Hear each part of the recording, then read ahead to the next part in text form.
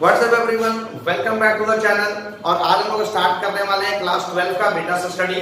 अब business study हमारा जो है वो दो पार्ट्स में बटा हुआ है, पार्ट ए और part B.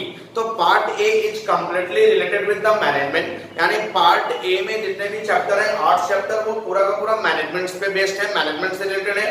And part be completely related with the marketing. तो आज हम लोग स्टार्ट करने वाले हैं पार्ट ए। अगर आप चैनल पे नए हैं तो चैनल को जल्दी से सब्सक्राइब कर लें और आप वीडियो को शेयर करना भी ना भूलें। तो आइए हम लोग स्टार्ट करते हैं बिजनेस स्टडी का चैप्टर नंबर 1, जो कि है nature and significance of management. Nature of significance of management में जनरली दो टॉपिक्स कवर करने हैं, एक nature of management and second significance of management. Nature of management का मतलब कि मैनेजमेंट एक्चुअल में है क्या, मैनेजमेंट कैसे करा जाएगा, मैनेजमेंट का बिहेवियर क्या रहता है, ये सारा कुछ। और सिग्निफिकेंस ऑफ मैनेजमेंट का मतलब कि एक्चुअल में मैनेजमेंट क्यों इंपॉर्टेंस है, मैनेजमेंट कौन करते हैं, कैसे करते हैं, ये सारा कुछ आ जाएगा।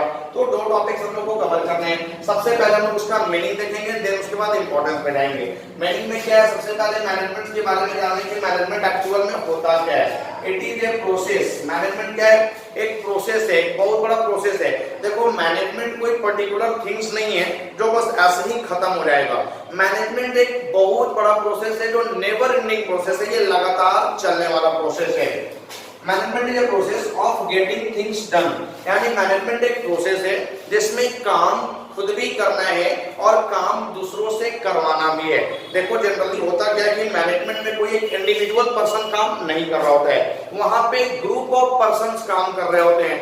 तो management is a process, management एक प्रोसेस है ऑफ गेटिंग थिंग्स डन, जिसमें काम खुद भी करना है या काम दूसरों से करवाना भी है। और जनरली काम इस तरह से करना है या करवाना है with the aim of achieving goal, कि हमारा जो टारगेट है, हमारा जो एम है, हमारा जो गोल है वो अचीव्ड हो जाए। तो it is a process of getting things done. Management एक प्रोसेस है जिसमें काम खुद भी करना है और काम खुद दूसरों से करवाना भी है with the aim of achieving goal, कि हमारा टारगेट अचीव हो जाए इफेक्टिवली एंड एफिशिएंटली। अब इफेक्टिवली एंड एफिशिएंटली ये मैनेजमेंट के दो एस्पेक्ट हैं, मेनली दोनों देखने में कॉमन लगते हैं, बट आप इनका मीनिंग समझेंगे कि इफेक्टिवली क्या है और एफिशिएंटली क्या है। अब हम लोग समझते हैं यहाँ पे effectiveness and efficiency. These two words is the same aspect of a point। क्या होता है effectively और क्या होता है efficiency। अब effectiveness का मतलब जानेंगे, फिर उसके बाद efficiency का मतलब जानेंगे। effectiveness का मतलब होता है completion of work on time। यहाँ पे हमने टाइम को स्पेशली अंडरलाइन करा है, यानी काम को पूरा करना है और ऑन टाइम समय पे पूरा करना है, that is called the effectiveness. उसके बाद main consideration is and result. यहाँ पे काम को पूरा करना है, यानी काम पूरा होना चाहिए, जैसे भी करो काम पूरा होना चाहिए और समय पे पूरा होना चाहिए। But in efficiency completion of work with minimum cost. यहाँ पे स्पेशली हमने कॉस्ट को अंडरलाइन करा है, यानी यहाँ काम तो पूरा होना चाहिए बट मिनिमम कॉस्ट पे पूरा होना चाहिए। And maximum utilisation of resources, और रिसोर्सेज कैसे यूटिलाइज होंगे, मैक्सिमम। तो यहाँ पे फोकस करना है कॉस्ट पे, बट इफेक्टिवनेस में फोकस करना है टाइम पे। यहाँ पे टाइम पे काम पूरा होना चाहिए और यहाँ पे हमारा काम मिनिमम कॉस्ट पे पूरा होना चाहिए।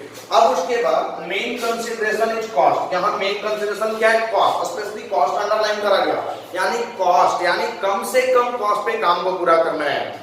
अब यहाँ पे आप अगर अपना काम टाइम पे पूरा कर लेते हो तो आप इफेक्टिवनेस तो कहलाओगे, बट आपका खर्चा ज्यादा आ जाता है तो आप एफिशिएंट बिल्कुल भी नहीं हो। अब हम लोग एक केस स्टडी देखते हैं, इसमें छोड़ा था कि एक मिस्टर राम है। मिस्टर राम को एक वर्क दिया गया कि विद इन 5 डेज आपको 1000 यूनिट का प्रोडक्शन करना है। अब मिस्टर राम जो है 5 डेज में 1000 यूनिट का प्रोडक्शन कर देते हैं, तो क्या मिस्टर राम इफेक्टिवनेस है, बिल्कुल है। बट इनका जो कॉस्ट है वो नॉर्मल से थोड़ा सा ज्यादा आ जाता है, तो क्या मिस्टर राम एफिशिएंट है, बिल्कुल भी नहीं है, क्योंकि इनका खर्चा बढ़ गया, खर्चा ज्यादा आ गया, तो फिर ये एफिशिएंट बिल्कुल भी नहीं है। अब सर यहाँ पे क्या इफेक्टिवनेस एक रहेगा दूसरा नहीं रहेगा, चलेगा? बिल्कुल भी नहीं चलेगा। यानी इफेक्टिवनेस और एफिशिएंसी ये दोनों साथ साथ होना चाहिए। Both are the two aspect of a same coin. तो ये होता है इफेक्टिवनेस एंड एफिशिएंसी। अब उसके बाद हम लोग बात करेंगे कैरेक्टरिस्टिक्स ऑफ मैनेजमेंट। मैनेजमेंट के क्या कैरेक्टरिस्टिक्स होते हैं, क्या फीचर्स होते हैं? तो बहुत सारे फीचर्स हमने यहाँ पे मेंशन किए हैं, हम लोग इसको बारी बारी से समझेंगे।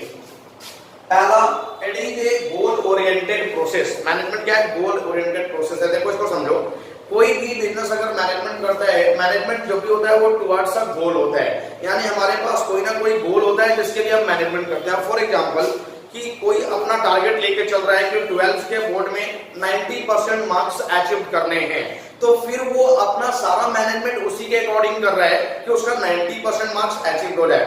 बट अगर किसी का टारगेट है कि बस 70 to 80% आ जाना चाहिए, तो वो अभी उस तरीके से अपना मैनेजमेंट नहीं कर रहा है। वो अभी स्टडी को लेकर के बहुत ज्यादा सीरियस नहीं है, क्योंकि वो तो आप लास्ट 2 से 3 महीने भी पढ़ेंगे तो 70 to 80% तो आ ही जाएगा। तो मैनेजमेंट में कोई भी काम जो होता है वो टुवर्ड्स अ गोल होता है। हमारे पास एक गोल होता है जिसके लिए हम मैनेजमेंट करते हैं। Next, it is pervasive। pervasive that means universal। pervasive means universal, यानी मैनेजमेंट परवेसिव होता है। परवेसिव का मतलब कि सारे जगह मैनेजमेंट का रिक्वायर्ड होता है। आपका कोई भी ऑर्गेनाइजेशन हो, आपका लार्ज ऑर्गेनाइजेशन हो, स्मॉल ऑर्गेनाइजेशन हो, प्रॉफिट मेकिंग हो, नॉन प्रॉफिट मेकिंग हो, club, hospital, gym, society, even आपका घर भी है, वहां भी मैनेजमेंट का जरूरत है। आप अपने घर में भी देखते होंगे कि अगर किसी का बर्थडे फंक्शन है तो जनरली वहां पे सारे लोग परेशान रहते हैं कि हम लोग कैसे बर्थडे को मैनेज करेंगे। तो मैनेजमेंट का जरूरत हर जगह पड़ रहा है। कोई भी ऐसा ऑर्गेनाइजेशन नहीं है जो बिना मैनेजमेंट का चलेगा। तो management is pervasive, universal. Next, it is multi dimensional. Management क्या है? मल्टी डायमेंशनल है। मल्टी डायमेंशनल को क्यों बोला गया? क्योंकि मैनेजमेंट 3 डायमेंशंस को कवर करता है। क्या क्या? Dimension of work, dimension of people and dimension of operation. अब डायमेंशन ऑफ वर्क क्या होता है कि मैनेजमेंट एक्चुअल में कैसे करा जाएगा, ये आ जाता है डायमेंशन ऑफ वर्क के अंडर में। अब मैनेजमेंट ये काम तो डिसाइड हो गया कि कैसे करा जाएगा, बट उस मैनेजमेंट को करेगा कौन? उसको करने में हमारा हेल्प कौन करेगा? That is our human beings, हमारे एम्प्लॉय उस मैनेजमेंट को कंप्लीट करने में हमारा हेल्प करेंगे। तो वो आता है डायमेंशन ऑफ पीपल में। तो dimension of work, what is to be done, dimension of people, by whom it is to be done. अब उसके बाद डायमेंशन ऑफ ऑपरेशन क्या होता है? It is the combination of work and people. यानी dimension of operation को हम कह सकते हैं कि it is the combination of dimension of work as well as the dimension of people. यानी डायमेंशन ऑफ वर्क और डायमेंशन ऑफ पीपल के कॉम्बिनेशन को हम लोग क्या बोलेंगे? Dimension of operation. अब यहाँ पे काम और करना है, यानी work as well as people, ये दोनों जब यहाँ पे कॉम्बाइन होगा तो यहाँ से जो आउटपुट जनरेट होगा, जो हमारा टारगेट अचीव करने के लिए उसको जो हैंडल करने का काम करेगा, that is called the dimension of operation. तो मल्टी डायमेंशनल क्यों बोला गया? क्योंकि एक से ज्यादा डायमेंशंस को कवर करता है। तो मैनेजमेंट एक multi dimensional. Next, it is a continuous function. देखिए मैनेजमेंट एक नेवर एंडिंग फंक्शन है, ये लगातार चलने वाला फंक्शन है, ये कभी भी समाप्त नहीं होगा। क्योंकि आप एक टारगेट अचीव करेंगे, उसके बाद आपके सामने दूसरा टारगेट आ जाएगा। अब फॉर एग्जांपल कि आपने 10th में अपना टारगेट सेट करा कि मुझे 90% अचीव करने हैं, आपने उसके अकॉर्डिंग मैनेजमेंट करा और आपके 90% अचीव हो गए, तो क्या आप उसके बाद वहीं से चुप बैठ गए, आपने सोचना बंद कर दिया कि अब जो होगा सो हो जाएगा? ऐसा बिल्कुल भी नहीं हुआ था। आपने जैसे 10th का टारगेट अचीव किया, आप अपने 11th के टारगेट की ओर बढ़ गए। अब 11th का आपने टारगेट सेट करा, उसके अकॉर्डिंग मैनेजमेंट शुरू। लेकिन जैसे ही 11th का टारगेट अचीव हुआ, फिर भी आप चुप बैठने वालों में से नहीं है, आप 12th के टारगेट की ओर बढ़ गए, तो फिर से उसके लिए मैनेजमेंट शुरू। यानी एक टारगेट अचीव हो रहा है, दूसरा टारगेट हमारे सामने आ रहा है और फिर से उसके लिए मैनेजमेंट शुरू। अब आपने 12th पास आउट करा, उसके बाद फिर अपने कॉलेज लाइफ के लिए आगे बढ़ा, तो उसके लिए भी मैनेजमेंट, फिर आप अपने कैरियर की ओर आगे बढ़ा तो उसके लिए भी मैनेजमेंट। यानी एक के बाद एक टारगेट आते जा रहा है और मैनेजमेंट हमारा कंटिन्यू होते जा रहा है। तो management is never ending function. Management एक कंटिन्यूअस फंक्शन है, ये लगातार चलने वाला फंक्शन है, कभी भी खत्म नहीं होगा। Next, it is a group activity. अभी आपने पढ़ा कि मैनेजमेंट कोई एक इंडिविजुअल पर्सन नहीं करता है, मैनेजमेंट सारे ग्रुप मिल करके करते हैं। तो मैनेजमेंट किसी एक इंडिविजुअल पर्सन का काम नहीं, एक ग्रुप एक्टिविटी है। अब ग्रुप एक्टिविटी का मतलब क्या होता है कि मैनेजमेंट में सारे लोगों को मिलाकर के काम कराना है, सारे लोगों से इस तरह से काम करवाना है कि हमारा टारगेट पूरा हो जाए, हमारा गोल पूरा हो जाए, हमारा अचीव्ड पूरा हो जाए, जो भी एम है वो अचीव हो जाए। तो it is a group activity जहां पे सारे लोगों को मिला करके काम करवाना है। Next it is a dynamic function. अब मैनेजमेंट क्या है, ये dynamic function. Dynamic means guys keeps on changing, यानी डायनेमिक फंक्शन का मतलब कि लगातार चेंज रहते हैं आने वाला फंक्शन। तो मैनेजमेंट एक डायनेमिक फंक्शन होता है जो टाइम टू टाइम चेंज होते रहता है, क्योंकि हमारा मैनेजमेंट जो होता है वो बिजनेस के लिए होता है, और बिजनेस कहाँ एग्जिस्ट करता है, बिजनेस एनवायरनमेंट में। तो बिजनेस एनवायरनमेंट हमेशा चेंज होते रहता है, टाइम टू टाइम उसमें काफी चेंजिंग होते रहते हैं। अब फॉर एग्जांपल कि आज के करीब 15 से 20 साल पहले आप देखते होंगे जब आप बैंक में जाते होंगे तो बैंक में सारा काम मैनुअली होता था, सारे ट्रांजैक्शन रजिस्टर्स में मेंटेन किए जाते थे। तो जब आप बैंक में जाते थे तो वहां पे बहुत सारा रजिस्टर, बहुत सारा फाइल रखा हुआ मिल जाता था। बट आज के डेट में जब आप बैंक जाएंगे तो आपको कोई भी फाइल, कोई भी रजिस्टर रखा हुआ नहीं मिलता है, वहां सारे काम सिस्टम पे हो रहे हैं। तो ये क्या हुआ, कीप्स ऑन चेंजिंग, यानी बैंक अपने बिजनेस एनवायरनमेंट के अकॉर्डिंग अपने सारे सिस्टम को चेंज कर दिया।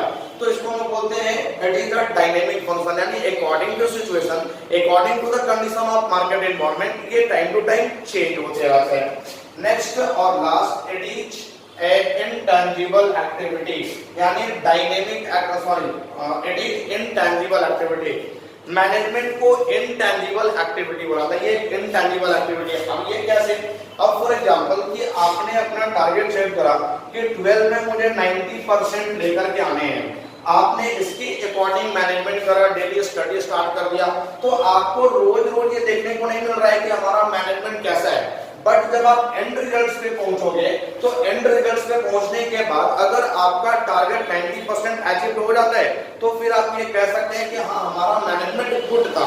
बट आप सोचो कि अगर आपने सारी मेहनत करी, सारी रात स्टडी करी, सारे दिन स्टडी करें, उसके बाद भी आपका टारगेट बस 70% ही अचीव हो पाता है, तो फिर आप यहाँ पे ये कर सकते हैं कि हमारा मैनेजमेंट गुड नहीं था। तो मैनेजमेंट सुनो देख नहीं सकते हैं, बस फील करते हैं, और वो भी फील कब करते हैं, एंड रिजल्ट्स पे पहुंचने के बाद कि हाँ हमारा मैनेजमेंट अच्छा था या हमारा मैनेजमेंट अच्छा नहीं था। अगर आपके टारगेट अचीव हो जाते हैं देन आप कह सकते हैं कि हमारा मैनेजमेंट अच्छा था। अगर टारगेट अचीव नहीं होते तो आप ये कह सकते हैं कि हमारा मैनेजमेंट अच्छा नहीं था। तो ये थे गाइस आपके characteristics of management. It is a goal oriented process, it is pervasive, it is multidimensional, it is continuous function, it is group activity, it is dynamic function and it is intangible activity। अब उसके बाद जो आज के video में हम लोग topic करेंगे, क्लास टॉपिक बचा हुआ है ऑब्जेक्टिव्स ऑफ मैनेजमेंट। अब ऑब्जेक्टिव्स ऑफ मैनेजमेंट क्या होता है, देखो कोई भी बिजनेस जब ऑपरेट होता है तो वो बिजनेस एनवायरनमेंट में ऑपरेट होता है, तो हर एक बिजनेस का कुछ ना कुछ ऑब्जेक्टिव्स होता है। हर एक बिजनेस, कोई भी बिजनेस अगर चल रहा है तो उसके पीछे उसका कुछ ना कुछ ऑब्जेक्टिव्स होगा, बिना ऑब्जेक्टिव्स का कोई भी बिजनेस चल ही नहीं सकता है। तो बिजनेस के मेनली मेजर 3 ऑब्जेक्टिव्स होते हैं, first organisational objective, second social objective and third personal objective. यही मेजर 3 ऑब्जेक्टिव्स हैं। अब मेनली हम लोग 11th क्लास में पढ़े थे कि बिजनेस का ऑब्जेक्टिव क्या होता है, टू अर्न प्रॉफिट। बट केवल प्रॉफिट्स कमाना ही बिजनेस का ऑब्जेक्टिव्स नहीं हो सकता है, बिजनेस के और भी बहुत सारे ऑब्जेक्टिव्स हैं। तो ये चैप्टर हमको बता रहा है कि मेनली बिजनेस के 3 मेजर ऑब्जेक्टिव्स होते हैं, organisational objective, social objective and personal objective. Organisational objective is completely related with society. Organisational objective जो है, organisational objective is completely related with organisation, यानी एक ऑर्गेनाइजेशन का अपना जो ऑब्जेक्टिव है that is called the organisational objective. Second is social objective. Social objective is completely related with society, ये society से रिलेटेड हो गया। And personal objective, personal objective is completely related with person या employ, ये completely employ या staff से related होता है। अब क्या ऑर्गेनाइजेशनल ऑब्जेक्टिव, क्या सोशल ऑब्जेक्टिव, क्या पर्सनल ऑब्जेक्टिव। Organizational objective का मतलब कि the objective which is completely related with the organization is called the organizational objective। अब एक ऑर्गेनाइजेशन के मेनली 3 ऑब्जेक्टिव होते हैं, survival, profit and growth. Survival क्या होता है, प्रॉफिट क्या होता है और ग्रोथ क्या होता है, हम लोग समझते हैं इसको। सर्वाइवल का मतलब कि एक बिजनेस जब आप स्टार्ट करेंगे तो आपको मार्केट में बहुत सारे कॉम्पिटिटर मिल जाएंगे।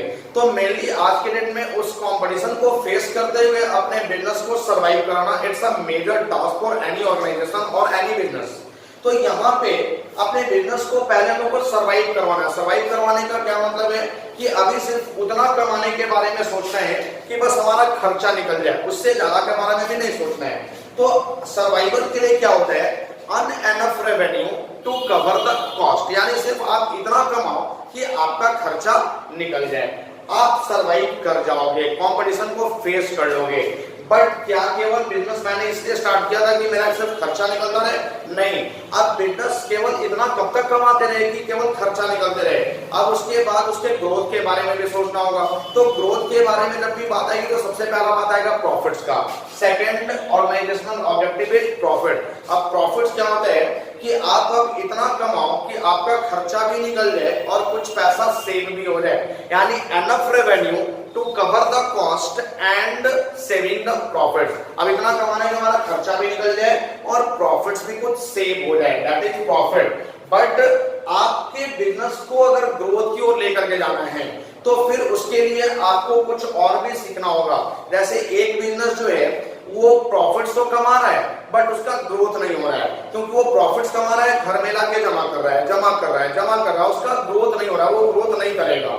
अगर आपने अपने बिजनेस को ग्रोथ करना है तो आपको उस प्रॉफिट को इन्वेस्ट करने सीखना होगा। तो इन्वेस्टमेंट दो तरीके से हो सकती है, या तो आप अपने ही बिजनेस में इन्वेस्ट कर रहे हो या फिर अदर जगह कहीं इन्वेस्ट कर रहे हो, दैट्स डिपेंड अपॉन यू। तो अभी फिलहाल जब हम लोग बिजनेस स्टडी की बात कर रहे हैं तो हम लोग को यही सीखना है कि जनरली जो प्रॉफिट्स होगा वो प्रॉफिट्स को हम लोग अपने बिजनेस में इन्वेस्ट करेंगे, देन हमारा ग्रोथ होगा।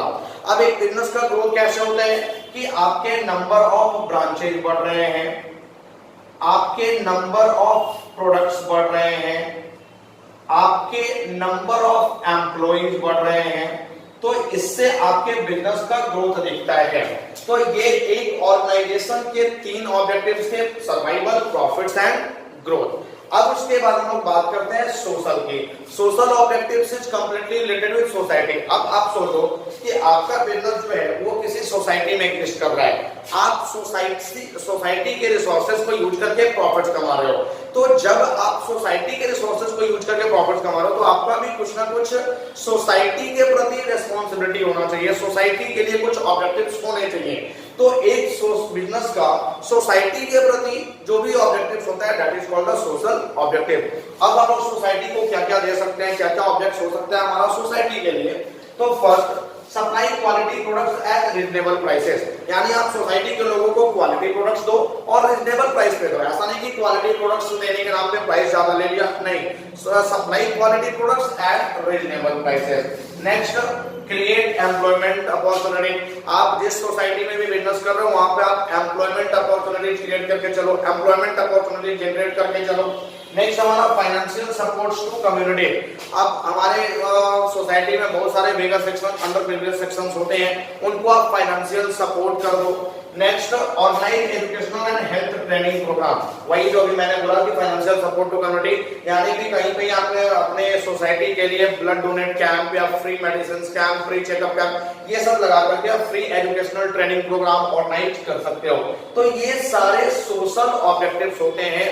अब उसके बाद हम लोग फाइनली चलते हैं पर्सनल ऑब्जेक्टिव। अब देखो, एक ऑर्गेनाइजेशन अपना भला तो कर लिया, सोसाइटी का भला भी कर लिया, बट एक ऑर्गेनाइजेशन चलता किससे, एक ऑर्गेनाइजेशन को चलाता कौन है, दैट इज ह्यूमन रिसोर्स, उसके एम्प्लॉई।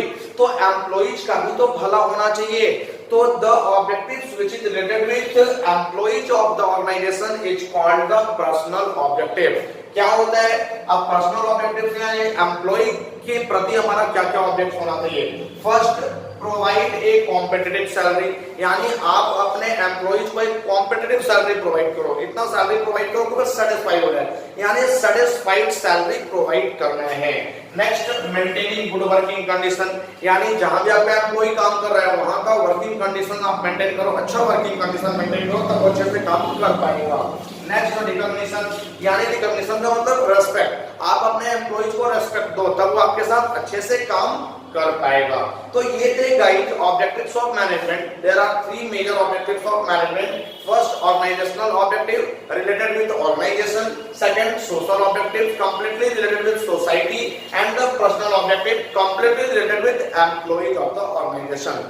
तो ये 3 टॉपिक्स आज के वीडियो में हमने कवर किए। आई होप कि आपको ये सारे टॉपिक्स क्लियर है। अगर इसमें कहीं किसी भी तरह का कोई प्रॉब्लम होता है तो आप कमेंट सेक्शन में मैसेज करके पूछ सकते हो, या फिर मेरे पर्सनल व्हाट्सएप ग्रुप में मैसेज कर सकते हो, वहां पे आपको सारा सॉल्यूशन मिल जाएगा। तो आप इसका नोट्स बनाओ और एनसीईआरटी का लैंग्वेज पढ़ना बिल्कुल मत भूलो, क्योंकि ये सारी चीजें एनसीईआरटी में बिल्कुल क्लियर की गई हैं। तो आप नोट्स बनाते रहो और एनसीईआरटी का लैंग्वेज पढ़ते रहो। कहीं ना कहीं ये नोट्स आपके एग्जाम में काफी ज्यादा हेल्पफुल होंगे आपके लिए। तो आई होप कि सब कुछ क्लियर है। नेक्स्ट वीडियो हम लोग इसका लेकर के आएंगे कल, और उसमें हम लोग बात करेंगे नेचर ऑफ मैनेजमेंट की। Thank you.